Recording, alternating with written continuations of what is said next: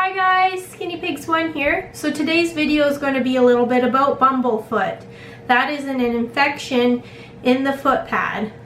So there's different stages of Bumblefoot. So warning signs would be their feet are starting to look red and irritated, dry and flaky. So if they're going beyond that, where they're having open wounds and sores and lots of swelling, that's full-blown Bumblefoot. So what happens is, let's say they're housed on a wire bottom cage, which no guinea pig should be.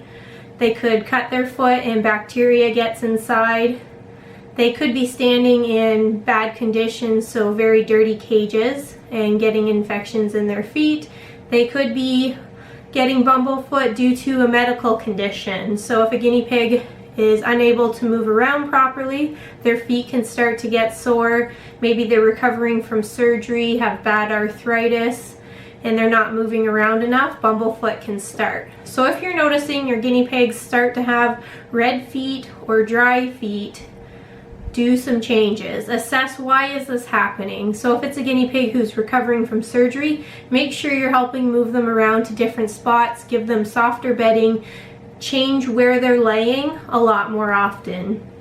If they're an active pig and they're still getting sore feet, look to see, are they peeing and standing in one spot a lot where they're eating, let's say, or are they sleeping in a place that they're soiling? So maybe you need to do more spot cleaning. And also look at your bedding choice. Is it a hard, rough bedding on their feet? Is that what's bothering them? So some things you can do for a guinea pig who has just the very first stages of Bumblefoot, so a red foot or a bit dry and flaky, go to gorgeousguineas.com and purchase some of their foot ointment. There's Perfect Paws, or I personally like the F&M foot ointment. You can put that on 2 to 3 times a day. Another thing you can do is get yourself some Epsom salts and do Epsom salt soaks. So I have a video on that, it'll be linked down below. A warning for that is when they're soaking, you need to be watching them constantly. You do not want them to start cleaning themselves when they're in the soaking bath. They could get the salt into their eyes and cause an injury. So if those two things don't start improving their feet, I would seek medical attention from your vet.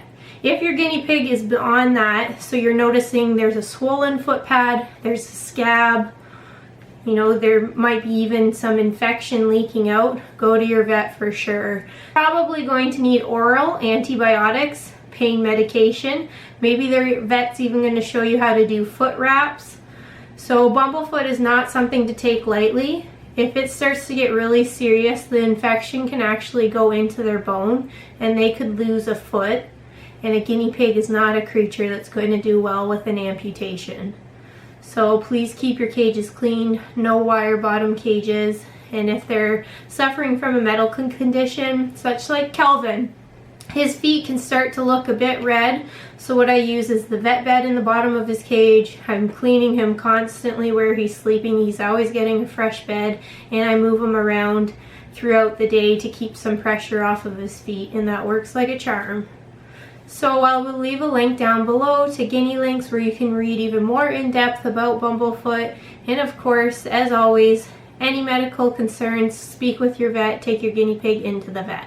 Okay, bye guys!